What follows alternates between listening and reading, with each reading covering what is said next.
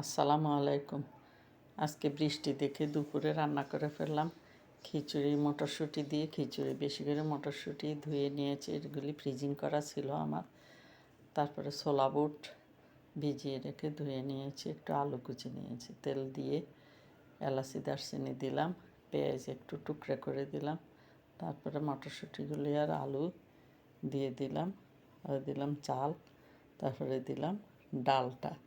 এবার হলুদের গুঁড়ো দিয়ে একটু নাড়ব, তারপর মরিচের গুঁড়ি দিলাম, দিয়ে ভালো করে নাড়ব, নেড়ে চেড়ে এমনভাবে নাড়ব যাতে হলুদ মরিচ সব চাল ডালে মিশে যায়। এই যে কালারও হয়ে আসছে আমার খিচুড়ির কালার, সাধারণত হলুদ হলুদ হয়, এই সেই রকম কালারে হয়ে গেছে। এবং খিচুড়িগুলি ভাজা হয়ে গেছে। এদিকে পানি ফুটিয়ে নিয়ে খিচুড়িতে দিয়ে দিব।